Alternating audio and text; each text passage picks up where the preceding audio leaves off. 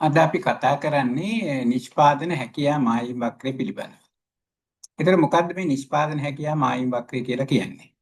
යම්සි රටක පවත්නා සියලුම සම්පත් භාවිතා කරලා පවතින තාක්ෂණය යටතේ භාණ්ඩ දෙකකින් නිෂ්පාදනය කළ හැකි උපරිම සීමාව දක්වන රේඛාව තමයි අපි කියන්නේ නිෂ්පාදන හැකියා මායිම් වක්‍රය කියලා.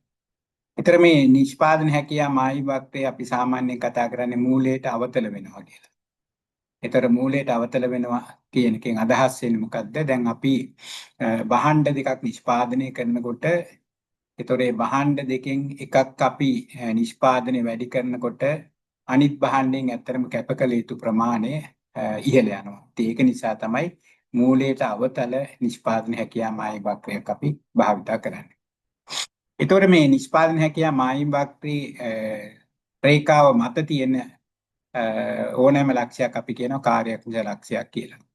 ඒ කියන්නේ සම්පත් පූර්ණ වශයෙන් උපයෝගයට ලක් කරලා තියෙන්නේ. එතකොට අපි කතා කරනවා සංවර්ධිත රටවල් ඇත්තටම මේ නිෂ්පාදන හැකියා මායිම් වක්‍රේ මත තමයි නිෂ්පාදන කටයුතු කරන්නේ. එතකොට නිෂ්පාදන වක්‍රේ ඇතුළත ලක්ෂයක් අපි තෝරගත්තොත් ඒකෙන් අදහස් වෙන්නේ සම්පත් පූර්ණ වශයෙන් උපයෝගයට ලක් කරලා නැහැ. ඒ කියන්නේ සම්පත් සේවා වියුක්තියක් තියෙනවා කියන එක. ඒතර අපි සාමාන්‍යයෙන් කතා කරනවා ලෝකයේ සංවර්ධනයෙන් පවතින සියලුම රටවල් වක්‍රයෙන් ඇතුළත තමයි පිහිටන්නේ කියන එක. ඊට පස්සේ අපි හිතමු වක්‍රයෙන් එහා පැත්තේ එකක් අපි දකුණු පැත්තෙන් එකක් වක්‍රයෙන් එහාට අපි ගමන් කරන එතන අපි ලක්ෂයක් තෝරගත්තොත් අපිට ඒ ලක්ෂයට ළඟා වෙන්න බෑ. ඒකට අපි කියනවා unaffordable කියලා. මොකද ඒකට හේතුව ඒ ප්‍රමාණයට යන්න අපිට සම්පත් නැහැ. මොකද සියලුම සම්පත් දැන් පූර්ණ වශයෙන් උපයෝගයට ලක් කරලා තියෙනවා.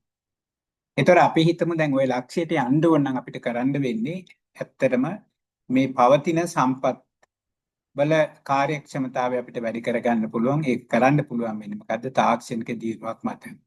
අපිටම කෘෂිකාර්මික භාණ්ඩ සහ කාර්මික භාණ්ඩ නම් නිෂ්පාදනය කරන්නේ. කෘෂිකර්මාන්තයේ අපිටම තාක්ෂණික දියුණුවක් තුනොත් කෘෂිකාර්මික භාණ්ඩ පැත්තේ නිෂ්පාදනය වැඩි වෙනවා. අනිත් එතකොට වක්‍රයේ අපි කියනවා එක පැත්තකට ගමන් කරනවා. අපිටම කාර්මික භාණ්ඩ නිෂ්පාදනය කරන පැත්තෙන් අපිටම තාක්ෂණික දියුණුවක් වුණා. එතකොට ඇත්තටම ඒ කාර්මික අංශයේ ඵලදායීතාවය වැඩි වෙනවා. එතකොට මේ පැත්තෙන් අපි රේඛාව ඇත්තටම දකුණට ටිකක් ගමන් කරනවා.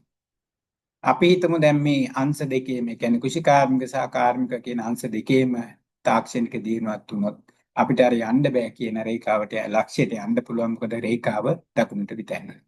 ඉතින් ওই විදිහට අපිට කතා කරන්න පුළුවන් නිෂ්පාදන හැකියා මායිම් වක්‍රයේ පිළිබඳව.